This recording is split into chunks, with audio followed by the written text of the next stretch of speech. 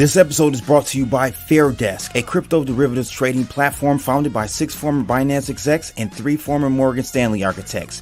FairDesk is a company focused on building a platform that enables traders to profit from both rising and falling markets. Sign up today and CB will credit you up to $600 in trading funds. For more information, visit fairdesk.com, link in the description below. Fuck it! Do it live! I'll write it and we'll do it live! Okay. Ready? Fucking thing sucks! We'll do it live. Okay. Cosby led off a series of tweets coming at Deion Sanders. More tweets that followed from Kevin Cosby were, Deion will not succeed at Colorado. It is the HBCU students long for, something Colorado will never have. Coach at a PWI. Read the book, $40 Million Slaves by Rhodes. Martin Luther King Jr. had a PhD in philosophy from Boston University. He used it in 1955 to advance his people, poor black peasants. He died in Memphis doing that same thing. When black people have success, you will either advance your people or abandon your people. Deion chose the latter. A Twitter user stated that she wants Deion to succeed, but also wishing for more black billionaires to invest in JSU. Cosby took the time to respond to the user by saying, I want Deion to fail. HBCUs are for the black masses. Colorado is for the black classes. Carter G. Woodson had a whole chapter in The Miseducation of the Negro on black professionals leaving black institutions. He said this is a classic example of miseducation. I take Deion's departure personally. As an HBCU president, whenever I land talent either in sports or academia, PWIs have more money to attempt to lure them away. HBCUs don't have the money. They reflect black wealth deprivation in general. After receiving backlash for wishing failure on Sanders, Cosby clarified his comments with a statement that read, when I said I hope he fails, I was using he in the plural sense and not in the singular. The he I was referring to is the entire system of inequality that prevents black institutions, such as HBCUs, from competing with predominantly white institutions. When Deion told his players in his farewell address that coaches are either terminated or elevated, such language buys into the notion that leaving predominantly black spaces to work in predominantly white spaces is an elevation. Such language reinforces the myth of white supremacy and black inferiority. Even if Deion meant that the elevation to Colorado is a financial and visibility elevation for him, that begs the question, why can't black institutions experience the same type of elevation? The answer lies in the resource and wealth disparity that exists between the black and white communities. Hogan, we coming for you, nigga! Man, TC, what's going on, bro? What's going on, man? What's going on, man? Good to see you. That coon shit going. What the? Oh, man. VC, Victim Commonwealth University, VCU. Ladies and gents, this is what I call just crab in the barrel type activities, bro. This guy, I've never heard of this dude. Who is this guy? I have no idea who he is. Tell me. Oh, so you don't know who Kevin? I think Reverend Cosby. That sounds fitting. You got to put the Reverend in front of it for validity, right? Right. Give him his just due. He paid for that.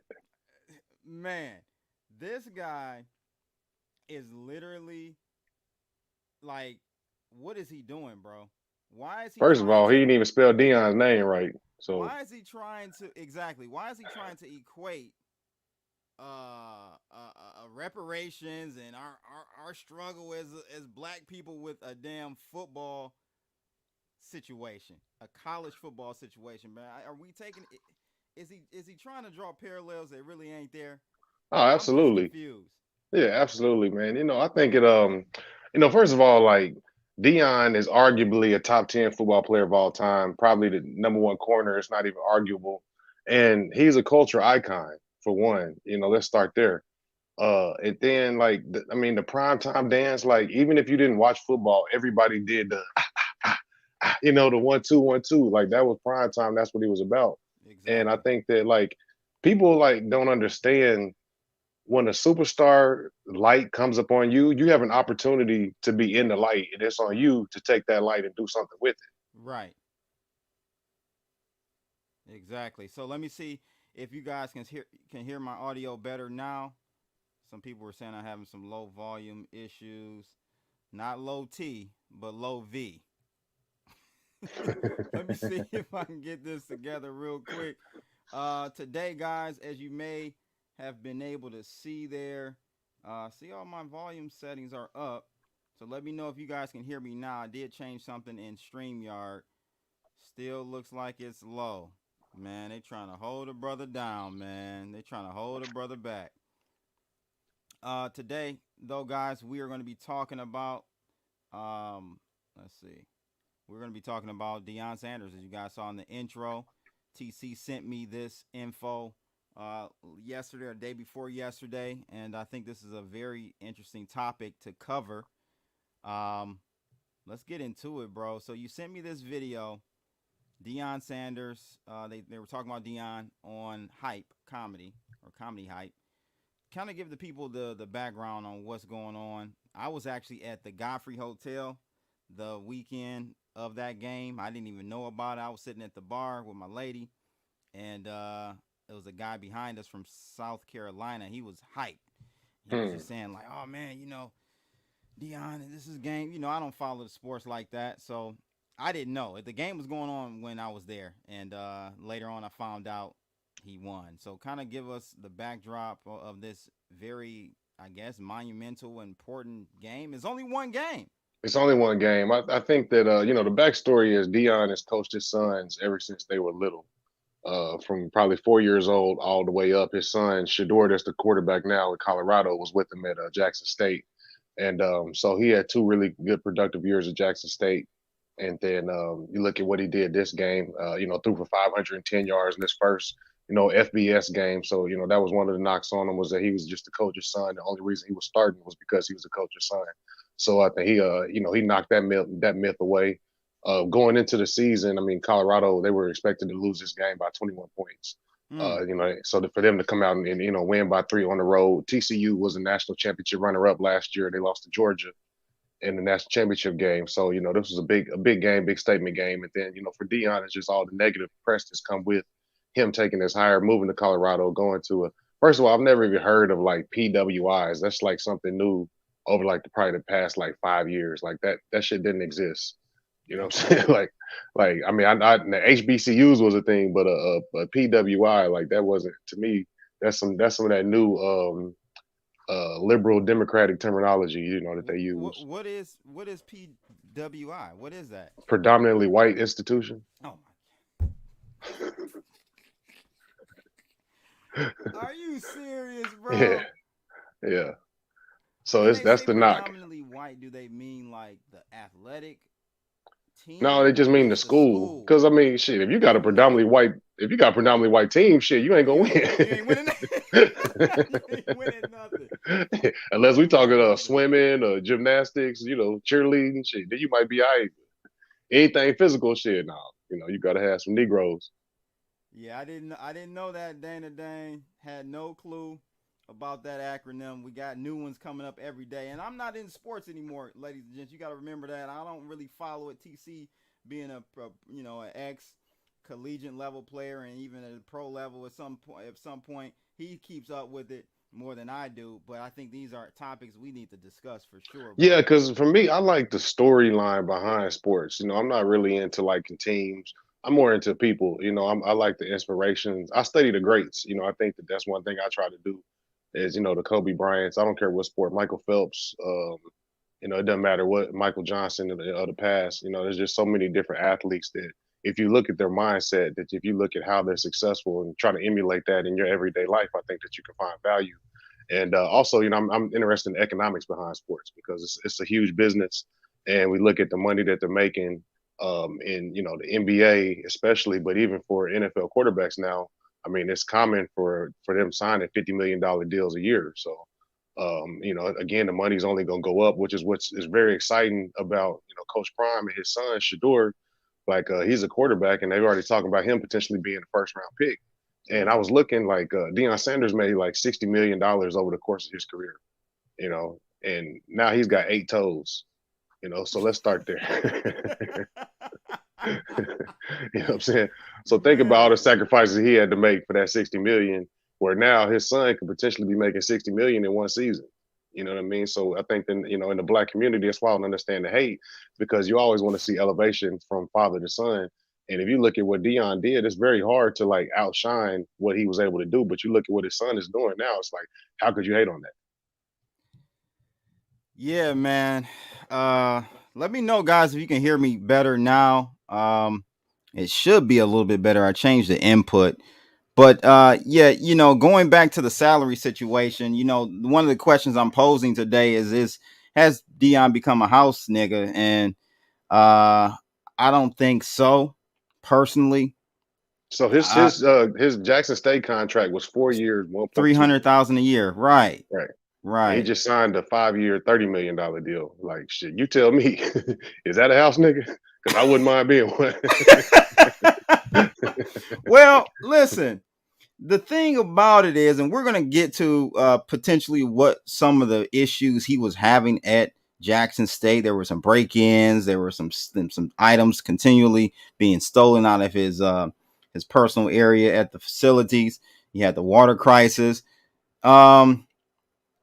He did it for the culture, man. I think Jackson State is now being televised. They're in the network. What Big Ten? They were just on. No, they were just on ESPN the other day. They're still in the ESPN. SWAC, but you know they were on ESPN featured. They ended up getting smacked by FAMU beat them. But I think, you know, the year before, I think Jackson State won like 63-7. You know, when Deion Sanders was there.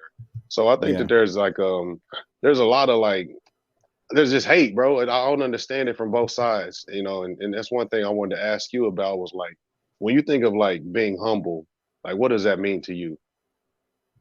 Being humble to me doesn't necessarily mean biting your tongue. That's where I think people conflate and confuse the two. You can be vocal, as we're seeing with Deion Sanders. He's feeling vindicated, man. Even though it's only one game, I thought the nigga won the championship. I didn't, you know, again, I'm not following this stuff. I thought he won the championship the way people are going crazy. It was one game, but still, right. I guess because it was who he won against made it a difference. And I just feel like he should talk that shit. He should talk his talk and walk his walk, because they doubted him.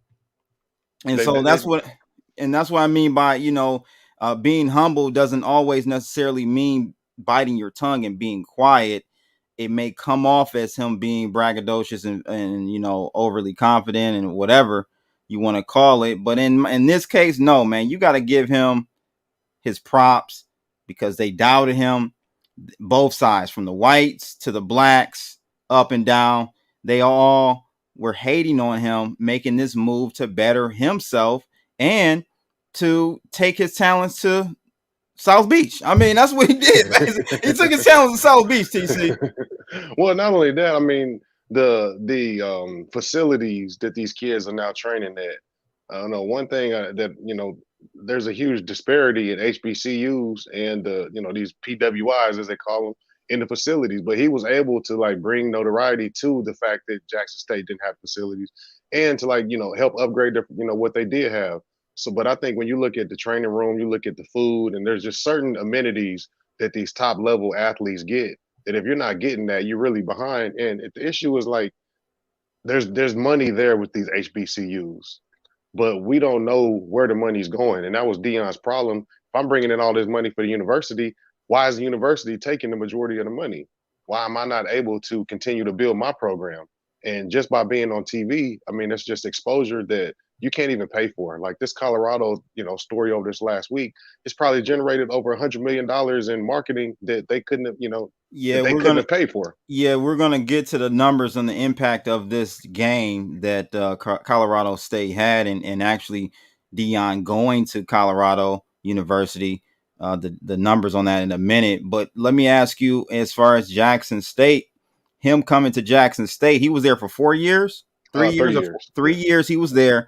What type of impact economically did they see there, like social media wise? Oh, yeah, I mean, the social media went up. You got to think that, yeah, I mean, the attendance for the games was up. So that's what I'm saying. If you know, if say you got 20,000 people at the game, and I mean, just say for easy sake, $25 ticket, that's $500,000 a game. That's not including concessions and merchandise. So, they're probably bringing in probably 10 times what they was bringing in before. And so it's like, how does he not get the lion's share of that to invest back in his program, to invest back in his assistant coaches? And that's another thing is like, he has black assistant coaches that were working for him for peanuts at Jackson State. He's able to change their lives and elevate them Exactly.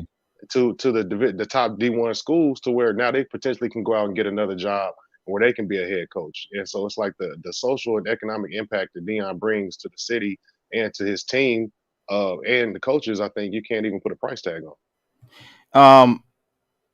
Daddy O says liberal masses can't have black people succeed. It destroys the oppression narrative. What do you think about that? That's somewhat true.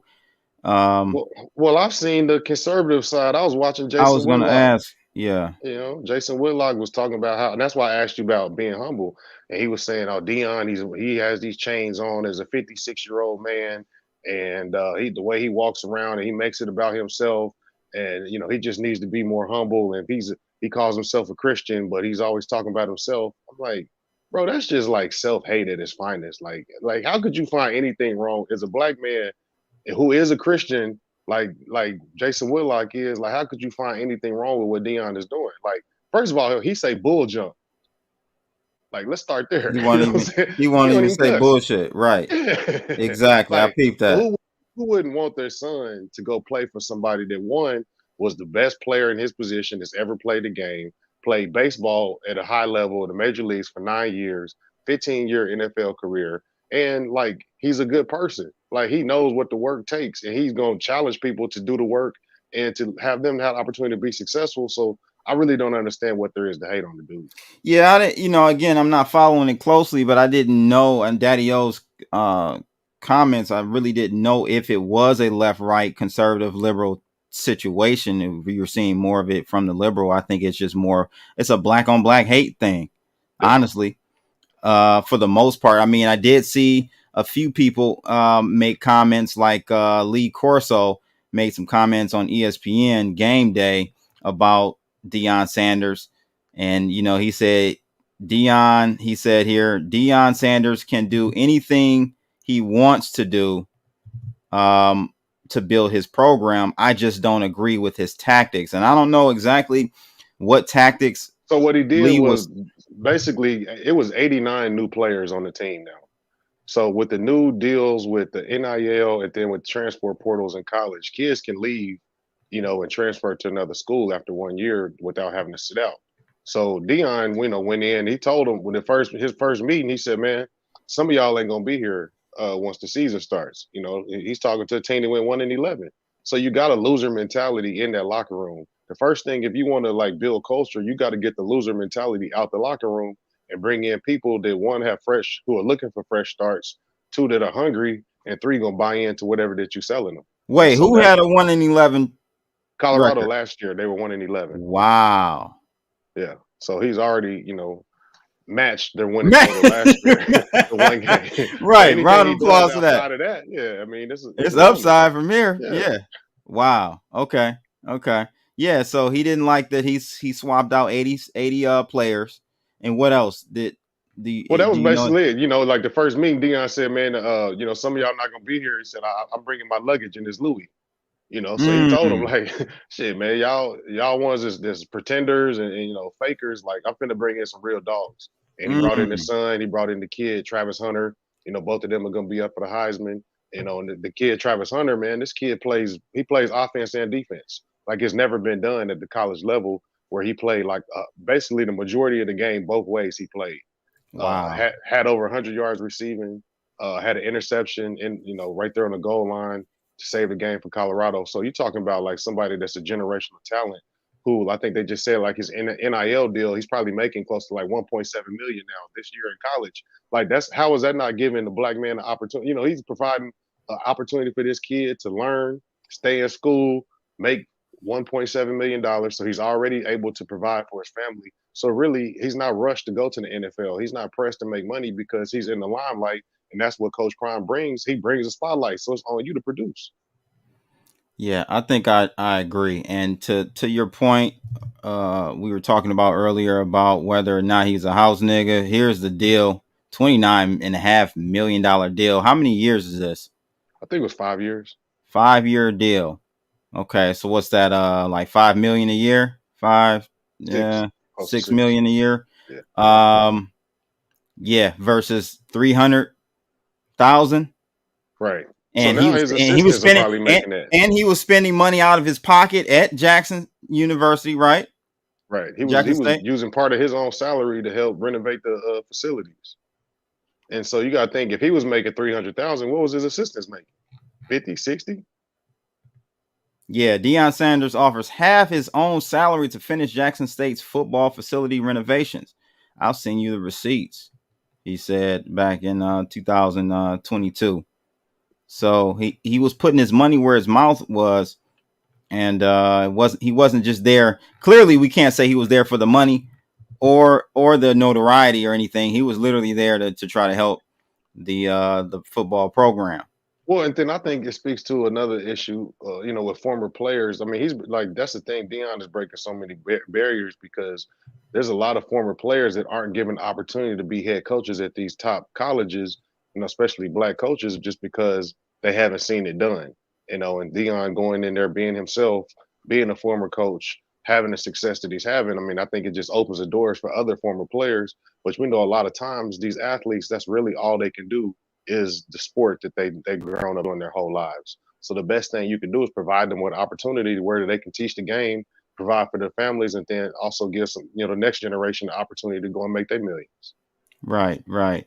I really I think that this is a good move for him. I don't think he is a house nigga. I think this is a great move for the culture, and it's bringing notoriety to more black coaches. That's another issue we have in sports in general, TC, is that black coaches don't get their flowers while they're performing, while they're on the field. Any little slip up, any little mistake, whether it be I know this, and I don't even watch sports anymore, collegiate level up to pro, it's like they're under a magnifying glass. They make one mistake, they have one losing season, and boom, they're out of there. They don't have much rope to. Yeah, you look at Mike Tomlin, who's been the coach for the Pittsburgh Steelers for probably the last 15 years, black coach who's never had a losing season. But when they were going 8-8, people were asking, should he be fired? It's like he's never lost. He's won Super Bowls, yet still, like, if this was Bill Belichick, people wouldn't question it. But because of who it is, there's always that stigma of can Let he me do ask it? you, where does that come from? Because we see it in corporate America too. I see it in business and running my own businesses, and I've always been taught, as a black man, you got to be A+, while your competitors, your comrades, are B minuses. Well, I think it speaks to like the building of institutions. Like if the institution is there for the black community, then you could go get educated in those institutions. You could go get funding in those institutions. The problem is that most of the time there's not that institution that's actually teaching and empowering people. Most of the stuff that we have in our community, I feel like is it takes out of our community but never gives anything back into it. So I think that's one of the biggest issues that we face is these, you look at the local school system, it's not educating kids. You expect the government to do it. The government's not going to do it. Like even at the collegiate level for these athletes, is like you have to take advantage of the opportunity you have while you're on these campuses to experience what's there. And granted, a lot of these players wouldn't have got this opportunity had they not been athletes. But it's like it doesn't matter how you got there. You're there, and so you have to do what you can with the opportunity. I guess my question though is still like, why are we black individuals, these black men, us black men, why do we have to be put under a microscope for everything, Well, career wise? I think black culture just moves the needle. Regardless of whether it's music, violence, fashion, He said whatever it violence. is. I mean, that's what they put on the news. You know what I'm saying? Like, Well, that's what I'm trying to get to. Is it because of the mainstream media continual programming, brainwashing, MK Ultra almost type situation where they put the violent stuff that we see on the local news every night is typically a black male. It's not typically a white anything, any other color, any other race. It's always a black male. Is that why subconsciously our culture, our society puts the black man under a microscope? Like we can't make one mistake. We can't. They Yeah, I think watch us Hollywood, bro. every Yeah, I think Hollywood. Hollywood has a lot to do with that. And then I think that like you always told, if you're an athlete or whatever, oh, you got to speak a certain way. There's always, oh, he's so well spoken. You got to dress a certain way. You got to say certain things. So that's going back to like the being humble thing. Is like, who does being humble actually benefit? Because if it doesn't benefit the person that's being humble, then why are they doing it? To me, it's like somebody has to be in first place, and if the best person is humble and like, oh man, it just is what it is. I just give all the glory to God. I just came here and showed up. Like, And he showed out. Hallelujah. Hallelujah. Won't he do it? And won't he do it? No, Like somebody man, else I is gonna did come and it. take that credit. Yeah, Right. right. Well, that's part of our culture too, as blacks. The religious slavery days we relied a lot on to get us through. No doubt about it. Those religions and those beliefs did get us through and pacify us, because God knows where we would be if we didn't have it. I believe it did play a role and it had a positive impact. But some will argue that had a negative impact as well. We may have not been in slavery for 400 years if we weren't under that doctrine. But I understand that for sure. The humbleness is a tricky thing because you have to be humble in certain scenarios and then not be humble in others. And I think, I'm reading that 48 Laws of Power yeah, that you suggested. yeah, Like it was talking about like never, first one, never outshine your master. never outshine your master. And Right. and then like, play a sucker to a sucker. And so like that is like, play dumber than you really are. So I Correct. think that, there's a lot of that takes place. And, regardless, I think it's like, it's not just a black and white thing. I think we look at it as that, but I also think that like, even in everybody is playing a character. You know what I'm saying? Yes. Like some people are just better at it. And it's because they speak the same language as the people that's on top. And I think it's just for what Deion is doing, we have to have more people in these seats in these positions so that other people can be elevated into these rooms. And I think that's really what it comes down to is like, we just need more people in these spaces. And, we need the right people. Do you think he jumped the gun though with the cockiness? No, I mean, First like, game?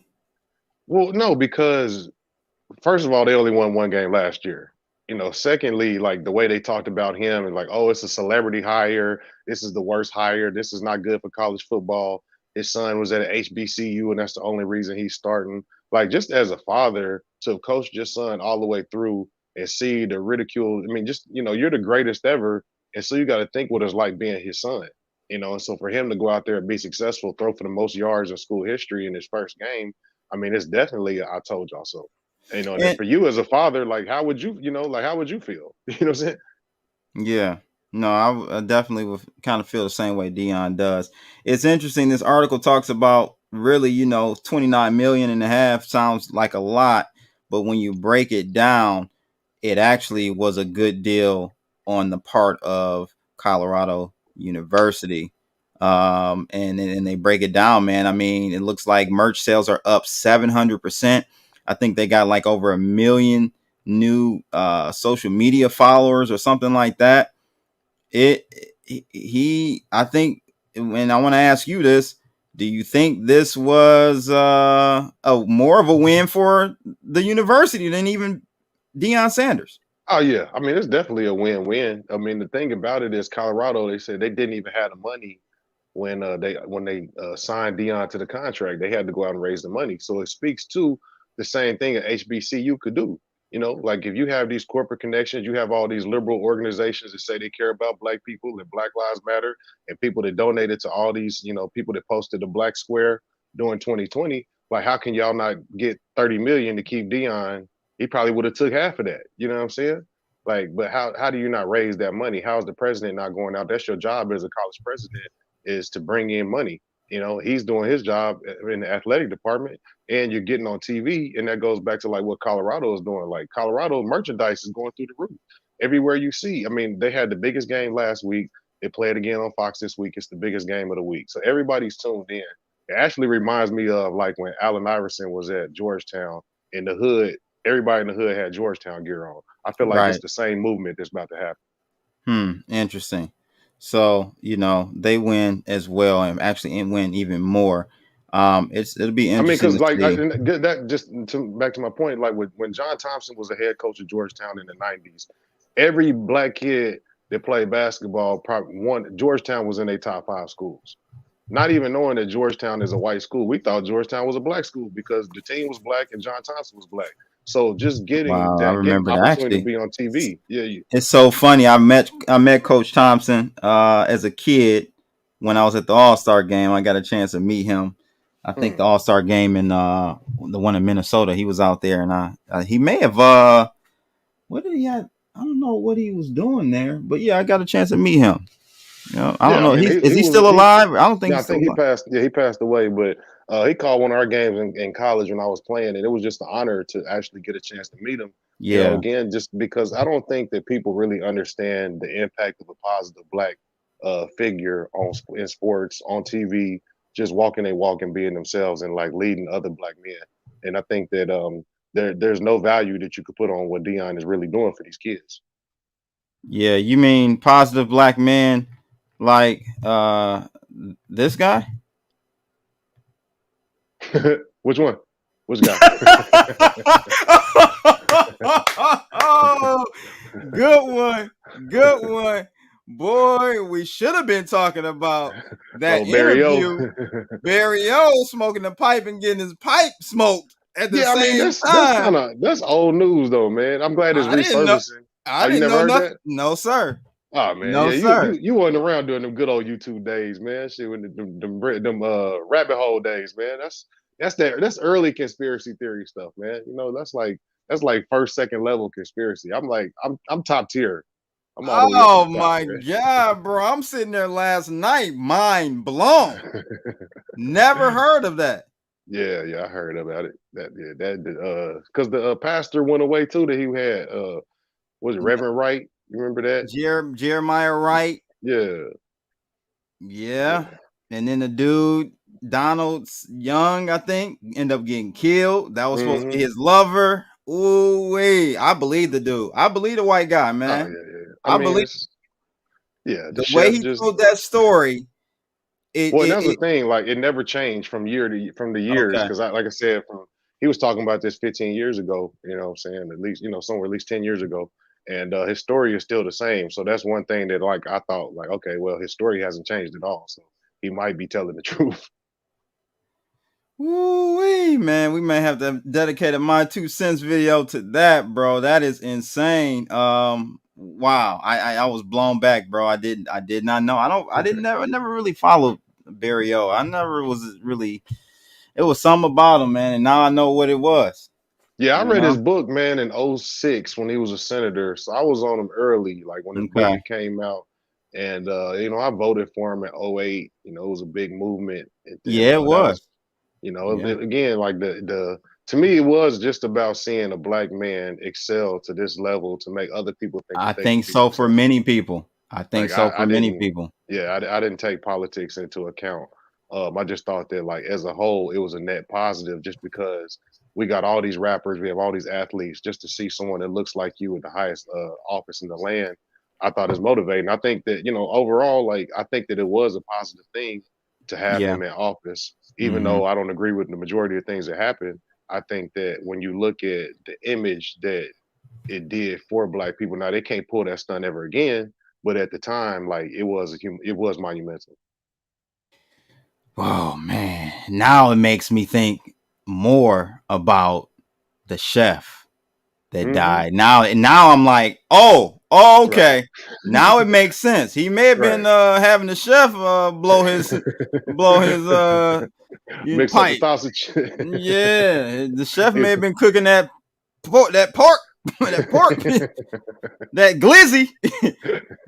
Chef may have been eating that glizzy, man. I don't know. I don't know, man. It's a little weird now. Yeah, I mean, and at the end of the day, it's like I don't really care what anybody does in their bedroom. So No, it's no. that it's kind of like it's a story, but it's not a story because it don't surprise me because of all the civil gay rights that passed during that time period. But I think it just goes back to show like how they use black people, like how they use black. He was a Trojan horse for another agenda that didn't benefit us. And I think that again going back to like self black hate, and deprivation, like we have to be able to recognize who the good ones are. And I think that Dion, going back, he's one of the good ones. And we got to elevate. A lot of times our heroes are given to us. We don't pick our heroes. We don't pick our holidays. The holidays that we celebrate are given to us. We And I don't pick think our it's a religion well, initially. so right.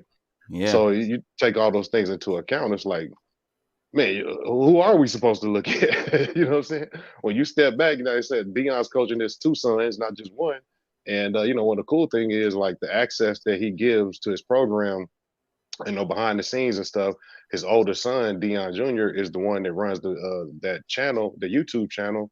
He's got Oh, over okay. 300. Yeah, he's got over 300,000 subscribers. If he puts out a Nice. video, he's getting probably over 100,000 views every time. So Nice. like he's elevating his sons, put them in positions to be able to make money. And I mean, as a black man or if any man in general, like that's what you want for your kids is the opportunity for them to be successful. And if you can pave the way for them, nepotism or whatever, that's what you're supposed Yeah. to do.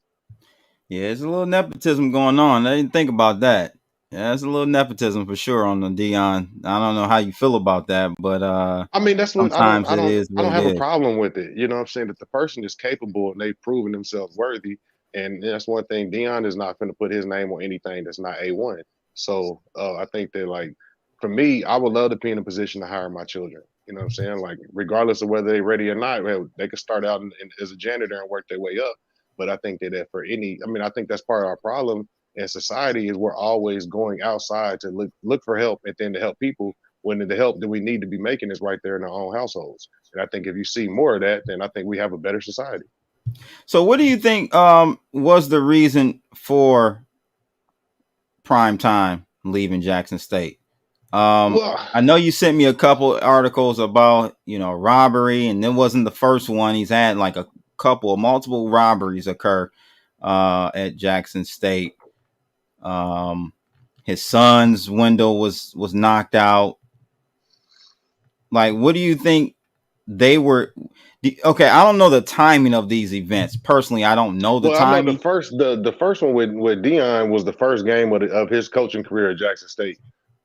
Somebody Mm. went in his, it says right there, debut at Jackson State. Somebody went in the locker room and took his personal items. So were they looking for like the Rolex? I guess he prime time. They looking for that Yeah, gold, baby. exactly. That's hilarious. Yeah, then the son's truck was broken into. And again, it goes back to what we talking about, like self-hate within our own community. Like I remember like my parents talking about like the Muhammad Ali's and Joe Frazier's and Sugar Ray Leonard's and like how they were like admired in the black community to where they were like adored and they were like superheroes to where they didn't need protection. Like you couldn't touch them. Like everybody was gonna make sure they was good. And now we live in a society of like you're a target. If you got money, it was just a UFC fighter. Just recently, he fought in Cyril Gane. He fought in Paris. After the match, he come home and he got somebody broke into his house. So I hear that this is like common. It happens with like football players, soccer players over in Europe as well. It's like when their games are going on, their houses get robbed. So I just think that we live in like the society that we live in. It like it's just it's weird to me. One thing I hate is a thief. Like I work Yes. my ass off to get this, and you just gonna come and take it within seconds. Like that's to me like it should be severe punishment for that. But I think Yeah. that like the self hatred within our own community speaks to like if you got it, I want it, and I'm not willing to put in the work, but I want it. Yes, this is interesting. So, what ultimately do you think was the reason for, or is that a publicly known thing why he left Jackson I State? think Was it's it the money? Was it the probably cumulative. You think of the money? I mean, you're talking about going from making $300,000 a year to making 6 million. So that's a 20x on that money. Again, thinking about like he has other coaches that have been with him since he was coaching Pee Wee football. So he coached Pee Wee football. He coached like AAU team, traveling football team. He had his high school team that he coached. He had a prep school that he had. So he's done a lot of work with the youth, and he just had the same coaches go with him. So for them, like this is life changing money. And again, for him who made 60 million in his career, to go and make 30 in 5 years, with 8 toes, when you made 60 million with 10 toes, like Good shit, God man. Almighty. You know what I'm saying? That's a And win. I don't know if all that 60 million is definitely not there. Right. A lot of those guys still end up Well, blowing a lot of that money. Deion, he was on TV for a long time. I mean, he was an NFL broadcaster. He's always made a bunch of money. He Hmm. actually had a property out in Is he still married to that beautiful woman? well, I don't know. He's got a different one, but he married to a beautiful one. I don't know if it's the same one, but he got one. Oh man, I used to Yeah, love her, man. I yeah, forgot her name. She had a unique name too. yeah. Forgot I don't Deion's know if he. ex-wife name. I think they ended up splitting up. Probably the Yeah, money I think slowed that up, one. and that's when they started acting funny, boy. I tell you, man. Oh Men, man. listen, get them when you're broke. Get them when you're broke if you can. Even when you're broke, you get rich and you go broke again, they still might leave your ass. I mean, I'm just saying, End up out women here like are Steve funny. Harvey. They try to take Oh half of your 400. man, oh, that's another conversation we might have to have. Steve Harvey situation, but yeah, this is a great move in my opinion for him, for the family, for the culture, man. So cheers to him. I hope he can have at least beat the last year's record. Oh I yeah, know just he need one I know more he's this tied Saturday. it. Right. Yeah. I know he's tied it. Let's beat it now. I think he'll be able to do that for sure. You brought up another point here, man. I didn't, again, you bringing stuff to me I had no clue about. I had no clue about this here big league advantage company. What is this all about? I didn't even know this was going on. Joe Pompolino, is that Pomp, Pomp's brother? that's his brother. It's like 3 of them. Man, they But look he like twins. yeah, he covers like I like him because he does a good job of breaking down like the economics of business and sports. And Okay. so yeah, it's always intriguing to see what he has to say. So what's going on here? Tell the audience about this whole big league advantage situation. This company has for since 2016 been making these deals where ultimately the player ends up owing them millions of dollars. Yeah, What kind of shit is this? I just got onto it I think a few days ago. It wasn't I heard about the baseball. I don't watch baseball at all, so I don't even the Eli guy. I heard he was really good. But I know for college football, there was a kid that took like $485,000 last year from I think he was at Florida, and he got drafted, and so now he owes I think it's 25% of his salary for the next 25 years. Hmm. So I mean, you basically traded 25 480. years.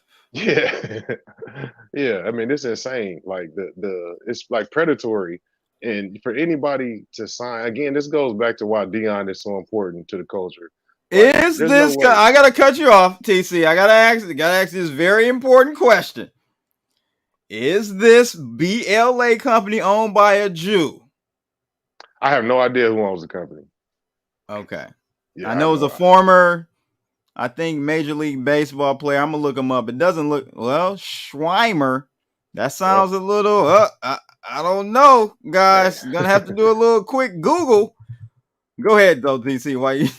Yeah, no, I think it's just it's predatory lending at its finest. It's the cash for gold in the hood. That's what this is. Paycheck. What they cash a check early or something. Like that's Oh that's yeah, all they payday doing. advance. Yeah, yeah, that's all they did, man. Payday advance, predatory lending, and I mean, it's coming. The sad thing is, it's this is going to be the norm. Unfortunately, until like the NCAA or somebody steps in and like regulates these NIL deals, you're probably going to see a lot of people signing away their money. In this situation, the kid is probably, if he makes what uh $1 million, let's say he makes 2 million, shit. This year they're gonna make 500,000. And Man, so that money is paid back in 1 year. And granted, they said that, oh, if you're not successful, then you don't have to repay the money. But like all you need is one person to make it. So I right. mean, like it's not even. I mean, it's basically it's the venture capitalism, the VC or angel funding, whatever, That's put in his exactly what it hands. is. That's that It's same model. mhm. Yeah, it's a numbers game, and you only need one to hit. You might have 9 bad ones, but one will take out the other 9 losses that you had. So it looks like this guy. I don't think he. Hey, I don't know if there are too many Jews that born in Fairfax, Virginia. So I'm gonna go with nah, not a Jew. So Kanye, sorry man, can't use that theory on this one, buddy. Can't use that on this one. But so the whole premise behind this BLA thing is crazy. I don't know if you actually read the one on the baseball player, but he was saying here, Joe Papolino was saying that Eli De La Cruz is one of MLB's most exciting players, but he might have to pay millions in career earnings to an investment firm. So it goes on to say here, Big League Advantage was founded in 2016 by former minor league baseball player. BLA provides athletes with an upfront cash payment in exchange for a percentage of their future earnings. The firm has 40 employees, and they use proprietary predictive analytics models to find inefficiencies in the market, aka when they believe someone is better than the ranking suggests. That's what's up. That's crazy. And that's when they commit to an investment. BLA raised $26 million for its first fund, which was then invested across 77 different players in 2016 and 17. Wow. This is insane, bro. So it looks like in 2017, they signed a deal with Fernando Titus Jr. He reportedly agreed to pay back 8% of his future earnings in exchange for a seven figures in cash. He then spent the money on personal trainer, better food, and a better apartment. But when he signed the $340 million deal with San Diego Padres, just 4 years later, BLA's 8% cut meant that Titus would owe them $27 million in earnings. Wow. That is crazy, That's bro. crazy. Yeah, I Smart mean, for like them. it's just a great business model, It, bro. it But is it's a like, great business model. like I can't hate on the business model, but the fact that they're actually doing that to players, like it's just insane.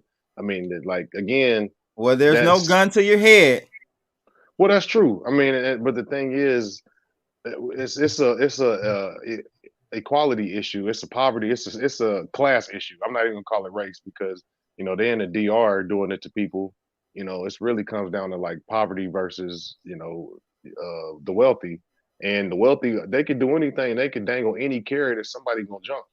So Right. I mean, whose fault is that? You know what I'm saying? Like Right. it's hard to say. Like, damn, he actually went for it, but shit, like somebody gonna go for it. Wow. So this success has raised over 250 million, and they have brought on some big investors too. So they've got some big investors, Goldman Sachs, Legg Mason. I mean, this is crazy, brother. George Bush, Marvin Bush. I didn't even know George Bush had a brother till I read that. Me either. No, I knew Jeb Bush, wasn't that his? Jeb, yeah, But Jeb. I I didn't knew. I ain't know. never I didn't know about Marvin. Marvin sound like a nigga. Shit. Yeah, sure do. Marvin, man. Marvin Bush sound like he could play some football. Right. Jerome Powell and Marvin Bush. I mean, sound like a hell of a backfield right there. Yeah, man, this is an interesting thing, and do you know if any other companies doing the same thing? Like I said, it was that Florida football player that's just going through it. I don't know if it's the same company or not.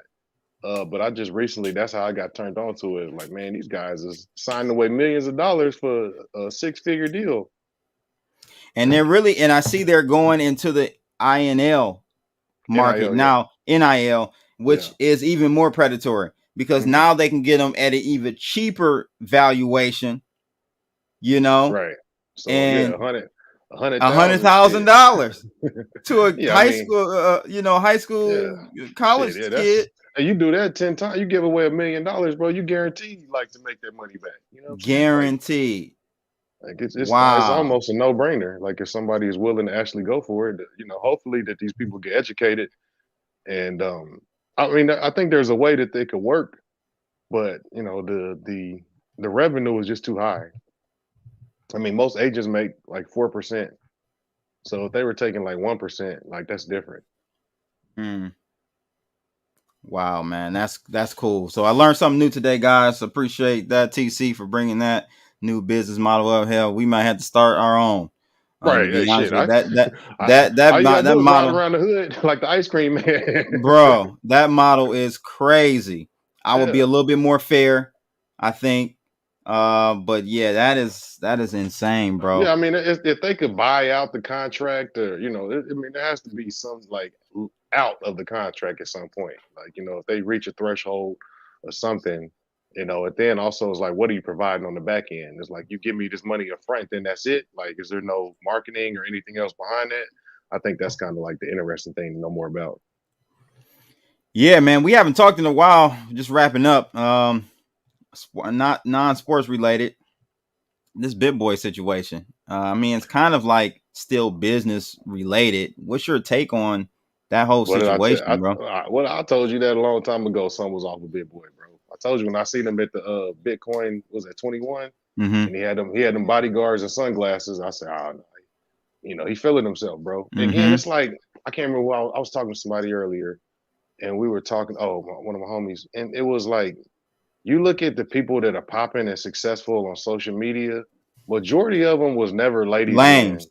They were lames. Yep. Yeah.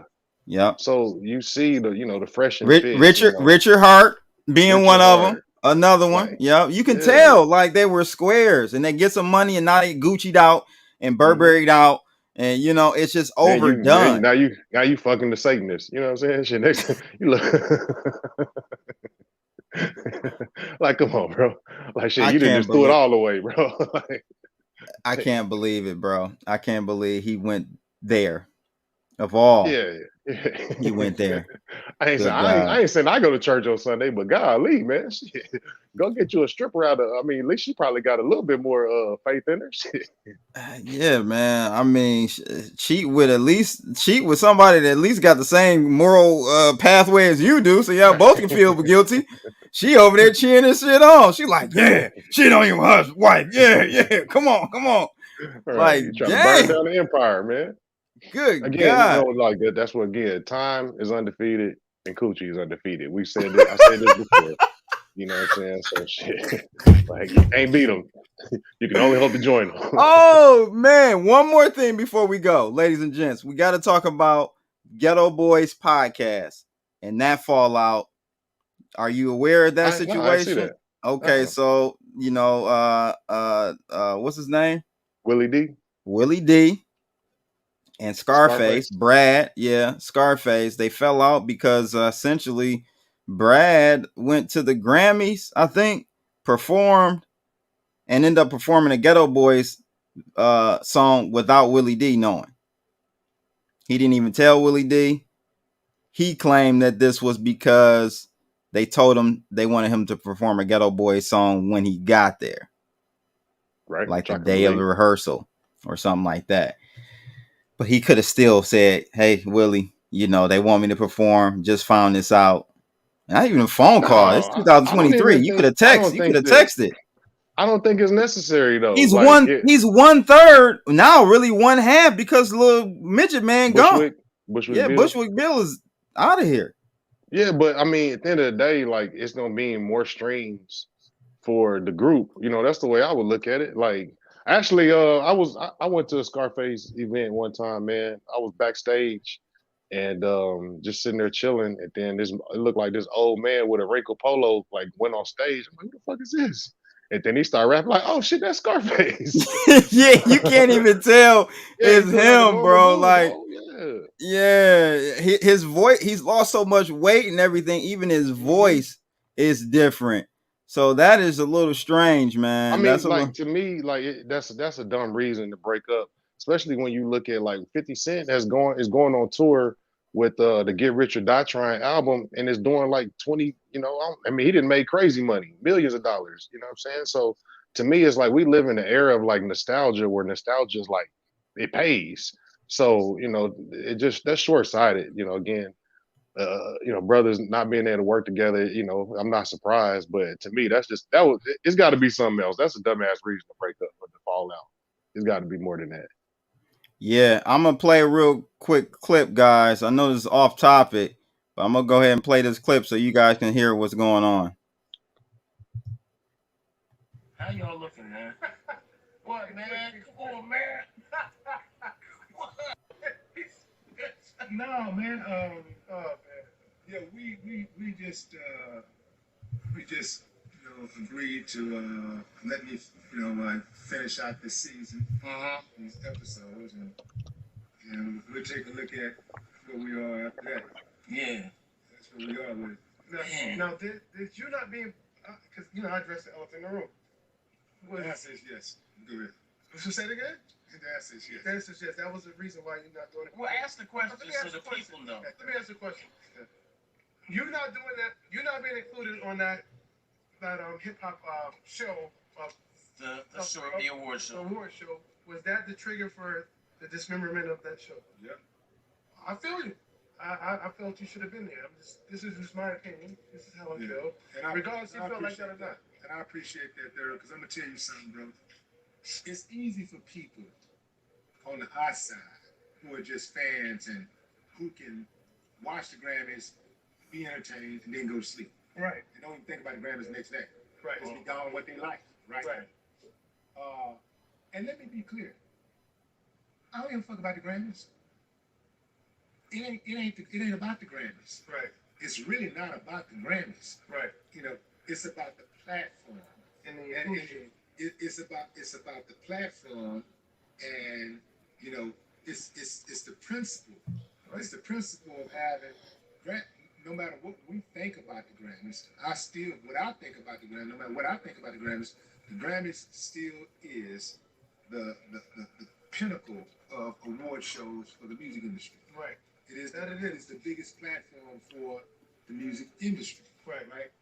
So when Ghetto Boys have an opportunity to perform at the Grammys and only one half performs and makes the decision to do it all by himself, then I got to take exception to that, especially when I'm the other half. Right. And I can see if, Brad would have made that music by himself. Right. He wrote all that shit by himself, cool. Right. But I had a heavy hand in that shit. Right. And I also, I'm responsible for that fucking record going as big as it was. Right. So. Yeah, man. I don't know. I hear you. Double speak, bro. First of all, you don't care about the Grammys. Well, I know what the Grammys is now. Like, I don't care about it, but that platform, bro, you going back and forth, you flip flop it. Like, come on, first of all, Willie D is a Golden Glove boxing champ. So he can't bully Scarface like that, man. That's the first thing. Don't be doing Scarface like that. You know what I'm saying? Then it's like Michelle being mad because Beyonce performed Say My Name by herself. You know what I'm saying? Yeah, nobody really knew who Willie D was, bro. And I love Scarface. I wasn't really Ghetto Boys. It was maybe a little bit before my time, but I'm definitely a Scarface. Yeah, I'm definitely a Scarface person. And most people out there is like, if Willie D didn't blow up with his own YouTube social media he woke situation, up, he blew up talking on Vlad and all that.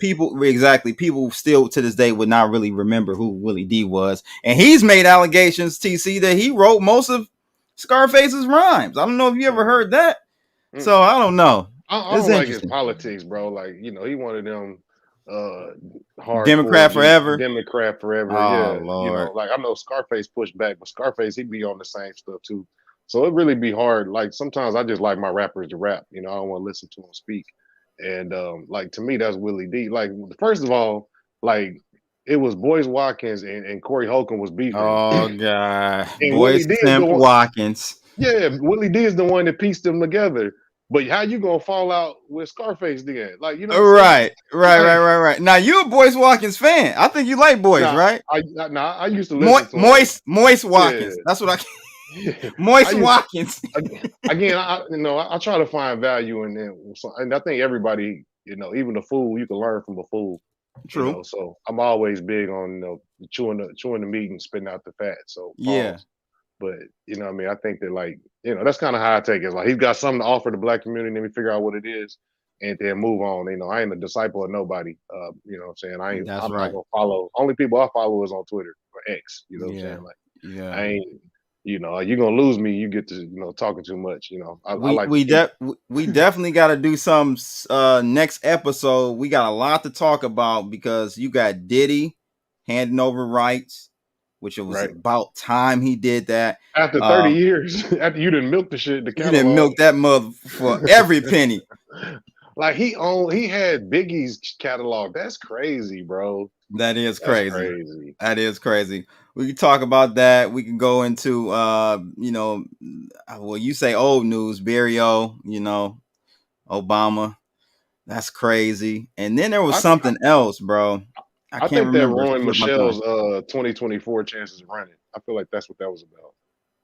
I feel like they was gonna try to run Michelle, but I feel like now Really? she would have to answer. Yeah, I mean, who else they gonna run? Come on, bro. Did you see Newsom? Biden the other Newsom? day, dog? No, what happened? When he left, they was having some medal of honor or something. He left before it was over. and then Corinne Stephens goes, what's his name? I said Corinne Stephens. Korean Superhead. What the fuck? What is on? Oh Lord. What's the press secretary's name? I don't know. Corinne Mophead. Yeah, she's talking about, it was planned like that for him to leave because Jill was had the bug. So to limit his exposure, like, get the fuck out of here. But he just put a medal on somebody right before that. Like, man, this is like clown world, This man. is clown world. This weekend, ladies and gents, tune in because me and Rice will be doing an uncensored. This is not the thumbnails from last episode. We did uncensored 8 I Hate People. This coming weekend, doing another call-in show. It's gonna be I Hate Trump. So y'all want to definitely come and check this one out. We're gonna go through the whole latest and greatest with Trump, and this situation is epic. I can't believe we are where we are in this society, man. But TC, man, until next time, man, I appreciate it. Make sure you guys go ahead and follow me on Twitter. That is CryptoBlood_ on Twitter. And on Rumble as well. I'll drop a link in the description of this video. All right, it's your boy Crypto Blood. That's my 2 cents. We out here, people. Holla.